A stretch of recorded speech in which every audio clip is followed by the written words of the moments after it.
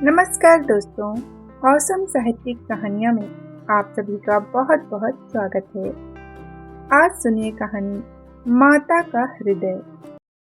माधवी के पति की 22 साल पहले मौत हो गई थी।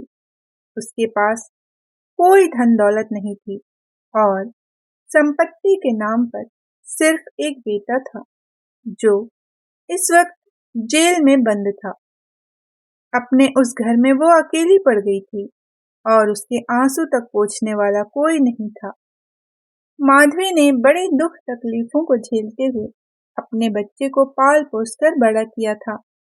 अगर माँ बेटे को जुदा करने वाली मौत होती तो माधवी सब्र कर लेती और उसके मन में किसी के लिए क्रोध न होता, लेकिन उन्हें जुदा करने वाले तो कोई और थे जिनके अत्याचार को सहना उसके लिए मुश्किल हो रहा था। माधवी के मन में बार बार उन स्वार्थियों से बदला लेने का विचार घूम रहा था। माधवी के लिए उसका बेटा ही सब कुछ था, जिसे देखकर ही उसे जिंदगी में आगे बढ़ने का हौसला मिलता था। माधवी का बेटा सुंदर होने के साथ ही बहुत होनहार भी था। माधवी ने उसकी अच्छी परवरिश की थी। उसकी गली के सारे लोग उसके बेटे की तारीफ करते नहीं थकते थे और यहाँ तक कि स्कूल के अध्यापक तक उस पर जान छिड़कते थे। माधवी के बेटे का नाम आत्मानंद था। आत्मानंद से दूसरों की दुख तकलीफें देखी नहीं जाती थी और लोगों की मदद करने के लिए वह हमेशा तत्पर रहता था। उसे देखकर कोई सोच भी नहीं सकता था कि वह कोई अपराध कर सकता है। माधवी भी यही सोचकर तड़पते हुए दिन काट रही थी कि आखिर उसका अपराध क्या था। आत्मानंद में गुणों का भंडार था। वह साहसी, निस्वार्थ और देश प्रेमी होने के साथ साथ कर्तव्य का पालन करने वाला इंसान था। साथ ही वो राजनीति में रुचि रखता था। वो बेबाक था और अपने राजनीतिक लेखों की वजह से सरकारी कर्मचारियों की नजरों में आ गया था। पुलिस भी उसकी हरकतों पर नजर रखती थी। पुलिस बस एक मौके की तलाश में थी ताकि वो उसे जेल की सलाखों के पीछे डाल सके। जिले में पड़े एक डाके ने उन सभी लोगों को आत्मानंद को फंसाने का अवसर दे दिया जो उसे पसंद नहीं करते थे। डाके के तार जुड़े होने का हवाला देकर आत्मानंद के घर की तलाशी ली गई, जहां मिले कुछ पत्रों व लेखों को डाके का मुख्य कारण बताते हुए उसे गिरफ्तार कर लिया गया। अपने आरोपों को सिद्ध करने के लिए पुलिस ने कुछ और युवकों को भी गिरफ्तार कर लिया और आत्मानंद को गिरोह का मुखिया करार दे दिया गया, जिसके बाद महीने भर तक मुकदमा चला और न जाने कहां कहां से पुलिस ने ऐसे झूठे गवाह सामने लाकर खड़े कर दिए कि कोर्ट ने आत्मानंद समेत सभी युवकों को दोषी करार दे दिया और 4 साल के कठोर कारावास की सजा सुना दी। बेटे की हर सुनवाई में जा रही माधवी ने देखा कि इंसान का चरित्र कितना नीच हो सकता है और वह अपने स्वार्थ के लिए किसी को भी हानि पहुंचाने से नहीं चूकता। अपने बेटे को हथकड़ियों में पुलिस द्वारा जेल ले जाते देख माधवी वहीं बेहोश होकर गिर गई, जिसके बाद कुछ भले लोगों ने उसे टांगे पर बिठाकर घर तक पहुंचाया। माधवी को जब होश आया तो उसे पूरा वाकया याद आया। अपने इकलौते सहारे से दूर होने का गम उसे खाया जा रहा था, जो उसे एक पल भी चैन की सांस तक नहीं लेने दे रहा था। रास्ता न सूझने पर माधवी ने अपनी वेदना को ही प्रतिशोध में बदलने का फैसला लिया और उसके बेटे की यह दुर्दशा करने वालों से बदला लेना ही अपने जीवन का मकसद बना लिया। माधवी के मन में भी प्रतिशोध की ज्वाला धधक रही थी। वह बस यही सोच रही थी कि ऐसा क्या करे कि जिससे उन अत्याचारियों से बदला लिया जा सके। देर रात तक माधवी सोचती रही कि विधवा जीवन जीते 22 साल बीत गए, लेकिन अब उसे बाहर निकलना होगा। अपने अंतर मन से माधवी कहने लगी, इस दुनिया में अच्छे कर्मों की कोई जगह नहीं और हो सकता है ईश्वर ने भी निराश होकर हमसे मुंह फेर लिया हो, तो ऐसे में उन अत्याचारियों को दंडित करने के लिए उसे ही कदम उठाना होगा। शाम का वक्त था। लखनऊ में एक बड़ा सा बंगला झिलमिलाती लाइटों से सजा था, जहां दोस्तों की महफिल सजी थी और गाना बजाना हो रहा था। एक ओर मेज आतिशबाजियों से सजी थी, तो दूसरी ओर तरह तरह के पकवान रखे थे। बंगले के चारों ओर पुलिसकर्मी तैनात थे, क्योंकि वह बंगला पुलिस सुपरिटेंडेंट मिस्टर बागची का था। बागची ने एक बड़ा मार्के का केस जीता था, जिससे खुश होकर अफसरों ने उन्हें तरक्की दी थी, जिसकी खुशी में जश्न मनाया जा रहा था। मार्के का केस, जिसमें पुलिस बेगुनाह युवकों को झूठे केस में फंसाकर जेल में भर देती थी। यहाँ आए दिन उत्सव होते ही रहते थे। महफिल में रौनक बढ़ाने के लिए मुफ्त में गाने बजाने वाले, आतिशबाजियां और आधे दामों पर मिठाइयां व फल फूल उन्हें आसानी से मिल जाते थे। दौड़ धूप करने के लिए सिपाहियों की एक टुकड़ी हर वक्त उनके घर पर तैनात रहती थी। महफिल में गाने बजाने का कार्यक्रम समाप्त होने के बाद मेहमान अब भोजन करने लगे थे।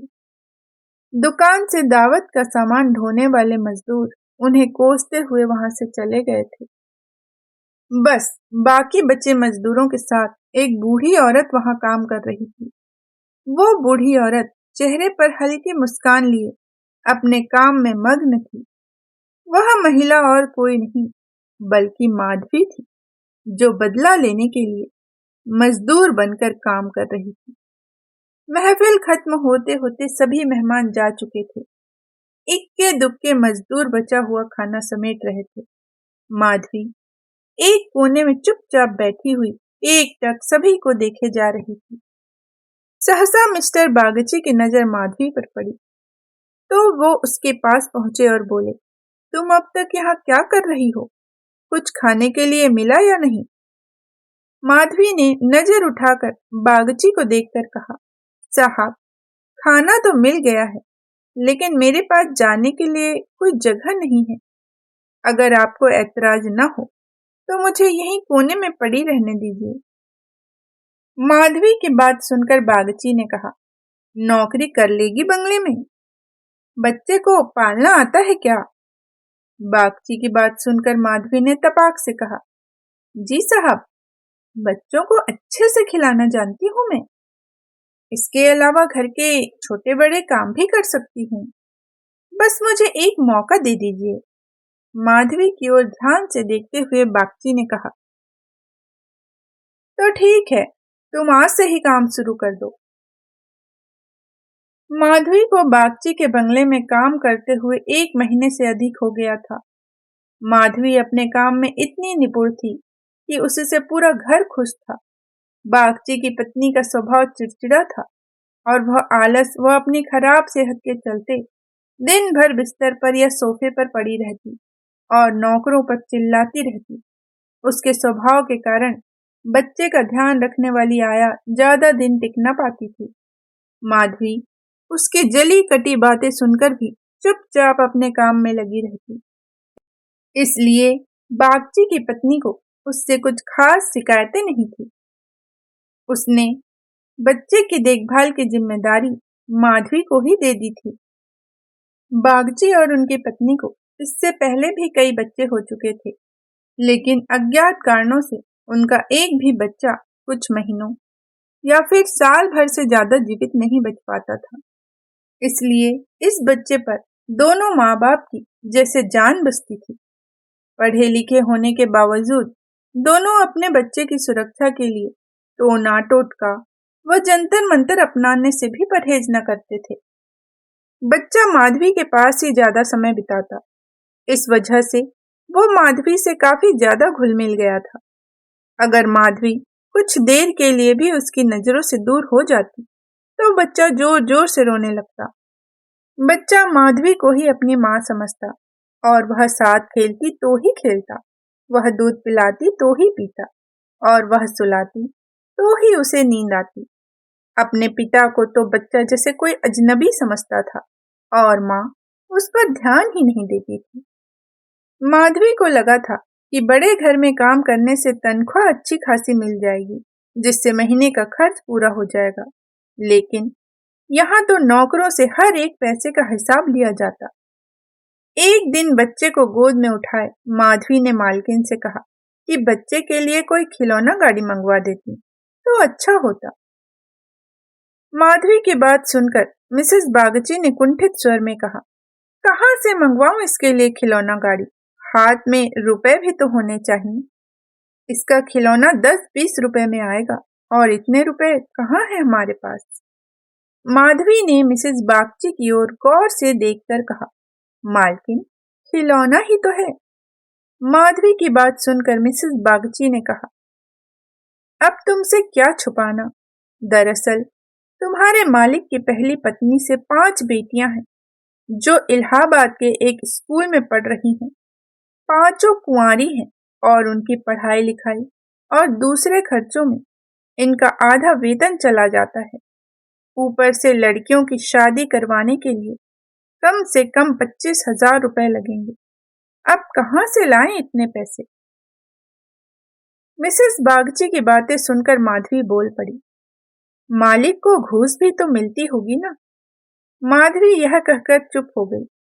मिसेस बागची ने गहरी सांस भरते हुए कहा, ऐसी कमाई में बिल्कुल बरकत नहीं होती। काली कमाई का पैसा एक हाथ से आता है तो दूसरे हाथ से चला जाता है। जैसे जैसे दिन बीतते जा रहे थे, माधवी के मन में उस बच्चे के लिए स्नेह और भी बढ़ता जा रहा था। कभी कभी बदला लेने की बात याद आती तो वह क्रोध से भर जाती और फिर बच्चे को देखकर शांत हो जाती। वहां रहते हुए माधवी मिस्टर बागची के परिवार की स्थिति से वाकिफ हो गई थी। कई बार तो वह अपना दर्द भूलकर उनके परिवार के लिए चिंतित हो जाती और उसका मन दया से भर जाता। माधवी सोचती रहती, मालिक आखिर 5 बेटियों की शादी कैसे कराएंगे? ऊपर से पत्नी बीमार रहती है और बच्चा छोटा है। जरूर उनके परिवार पर कोई अभिशाप है, वरना इतना सब होने के बावजूद कौन दुखी रहता है? कमजोर बच्चों के लिए बरसात तो बीमारियां लेकर आती है। बरसात में उन्हें अक्सर खांसी, जुकाम और बुखार घेर लेता है। ऐसे ही बरसात में माधवी एक दिन किसी काम से अपने घर चली गई। पीछे से बच्चे ने रो रो कर पूरा घर सिर पर उठा लिया। कुछ देर गोद में उठाने के बाद मिसेस बागची ने एक नौकर को उसे टहलाने के लिए सौंप दिया। कुछ देर आंगन में घुमाने के बाद नौकर ने बच्चे को हरी घास पर बैठा दिया। बारिश के पानी से जमीन गीली थी और बच्चा ऐसे ही घंटों तक पानी में खेलता रहा। वह नौकर दूसरे नौकरों के साथ गप्पे हाँकने में मस्त हो गया। काफी देर बाद जब नौकर को ध्यान आया तो वह बच्चे को फटाफट भीतर ले गया और उसके कपड़े बदलवाए। शाम होते ही जुकाम से बच्चे की नाक बहने लगी और खांसी से गले से आवाज आने लगी। देर शाम जब माधवी बंगले में पहुंची तो बच्चे की हालत देखकर उसका कलेजा फटने लगा। वह बच्चे को लेकर तुरंत मालकिन के पास पहुंची और कहा, देखो जरा बच्चे का क्या हाल हो गया है, कहीं इसे सर्दी तो नहीं लग गई? बच्चे की हालत देखकर मालकिन भी हक्की बक्की रह गई, क्योंकि वह ऐसा मंजर पहले भी देख चुकी थी। मिसेस बागची ने तुरंत नौकरों से अलाव जलाने को कहा। मिसेस बागची और माधवी दोनों पूरी रात बच्चे को ठीक करने में जुटी रही। दोनों की आंखों से नींद जैसे कोसों दूर थी। ऐसे में सवेरा कब हो गया दोनों को पता भी न चला। मिस्टर बागची को जैसे ही बच्चे के बीमार होने की खबर मिली, वह डॉक्टर को लेकर सीधे घर पहुंचे। 3 दिन में बच्चे की हालत में सुधार आने लगा, लेकिन वह काफी कमजोर हो गया था। बच्चे का ख्याल रखने में माधवी ने दिन रात एक कर दिया। यह वही माधवी थी जो परिवार का सर्वनाश करने का संकल्प लिए उस घर में आई थी और आज उसी घर के चिराग की सलामती के लिए दिन में हजारों बार ईश्वर से दुआएं मांग रही थी। शायद माधवी की दुआओं का ही असर था कि बच्चे की सेहत में धीरे धीरे सुधार होने लगा। एक सुबह मिस्टर बागची बच्चे के झूले के पास बैठे हुए थे और मालकिन सिर दर्द के कारण चारपाई पर पसरी हुई थी। माधवी पास में ही बैठी बच्चे के लिए दूध गर्म कर रही थी। माधवी की ओर देखते हुए मिस्टर बागची ने कहा, हम जब तक जिएंगे तुम्हारे एहसान के तले दबे रहेंगे। यह तुम ही हो जो बच्चे को मौत के मुंह से खींच लाई, वरना हम तो उम्मीद ही हारने लगे थे। इतने में मिसेस बागची भी उठकर पास आ गई और माधवी से कहा, तुम एक देवी बनकर हमारे जीवन के कष्ट हरने के लिए आई हो। आज अगर तुम न होती तो पता नहीं क्या अनर्थ हो जाता। मेरी तुमसे एक विनती है। वैसे तो जीना मरना सब ऊपर वाले के हाथ में है, लेकिन तुम्हारे हाथ में जरूर संजीवनी है। मेरी तो किस्मत ही अभागी है, पर हो सकता है तुम्हारे पुण्यों से मेरे बच्चे की जान बच जाए। माधवी चुपचाप मिसेस बागची की बातें सुन रही थी। मिसेस बागची रुआसी आवाज में कहने लगी, सच कहती हूँ, अब तो बच्चे को गोद में उठाने तक से मुझे डर लगता है। तुम इसे आज से अपना ही बच्चा समझो और इसकी माँ बन जाओ। इसे भी तुमसे बहुत लगाव है। तुम इसे अपने साथ अपने घर ले जाओ और वहीं इसकी परवरिश करो। जब तक यह तुम्हारी गोद में रहेगा, हमें चिंता न होगी। मिसेस बागची की बात सुनकर माधवी ने कहा, मालकिन, क्यों ऐसे बुरे विचार मन में ला रही हो? बच्चे की हालत में सुधार हो रहा है और देखना, भगवान की इच्छा से सब कुशल मंगल होगा। इतने में मिस्टर बागची बोल पड़े, नहीं बूढ़ी माँ, मेरा दिमाग भले ही इन बातों को ढकोसला करार देता हो, लेकिन मन का एक कोना इस पर विश्वास करना चाहता है। मेरी अपनी माँ ने मुझे पैदा होते ही एक धोबिन को बेच दिया था, क्योंकि मुझसे पहले मेरे 3 बड़े भाइयों की मौत हो चुकी थी। इसलिए मेरी जान बचाने के लिए उन्हें जो उचित लगा उन्होंने किया। अब हमारी बारी है और हमसे जो बन पड़ेगा हम करेंगे। तुम इसे आज से अपना ही बेटा मानो और इसे साथ ले जाओ। हमें जब भी इससे मिलने का मन होगा चले आएंगे और खर्च की चिंता न करना। इसकी पूरी परवरिश का खर्चा हम समय समय पर तुम्हें भेजते रहेंगे। मिस्टर बागची ने कहा, मैं जिस पेशे में हूँ, मुझे न चाहते हुए भी कई कुकर्म करने पड़ते हैं। झूठी शहादतें बनाकर निर्दोषों को फंसाना पड़ता है। उनकी और उनके परिवारों की न जाने कितनी बद्दुआएं मेरे सिर पर हैं। मैं जानता हूँ कि बुराई का फल कभी अच्छा नहीं हो सकता, लेकिन मैं लोभ में आ ही जाता हूँ। अगर मैं ये सब ना करूं तो नालायक करार देकर निकाल दिया जाऊंगा। अंग्रेजों को यहाँ 100 खून भी माफ होते हैं, लेकिन हम हिंदुस्तानियों की एक गलती भी हमें भारी पड़ सकती है। इसलिए मेरी विनती है कि हमारे बेटे को स्वीकार कर ले। माधवी को भी उस बच्चे से बेहद लगाव था, इसलिए वह खुशी खुशी मान गई। गदगद होते हुए माधवी ने कहा, आप दोनों की अगर यही इच्छा है तो मैं बच्चे को अपनाने के लिए तैयार हूँ। मुझसे जो बन पड़ेगा मैं करूंगी। मेरी भगवान से बस यही दुआ है कि हमारे बच्चे को वो अमर करे। बड़ी देर से बच्चा आराम से झूले में सो रहा था। चादर से उसका मुंह ढका हुआ था। माधवी ने दूध गर्म कर बच्चे को पिलाने के लिए जैसे ही उसके मुंह से चादर हटाया, उसके मुंह से जोर से चीख निकल गई। बच्चे का शरीर पूरी तरह से ठंडा हो चुका था और चेहरा पीला पड़ गया था। माधवी ने जल्दी से बच्चे को गोद में उठाकर उसे सीने से चिपका लिया और जोर जोर से रोने लगी। बालक सभी को छोड़ भगवान के पास जा चुका था। दिन भर पूरे घर में मातम पसरा रहा और रोने की चीख पुकारों से जैसे पूरा घर कौंध गया हो। मिस्टर बागची और उनकी पत्नी का भी रो रो कर बुरा हाल था। माधवी, जो खुद बच्चे को खोने के दर्द से तड़प रही थी, उन दोनों को सांत्वना दे रही थी।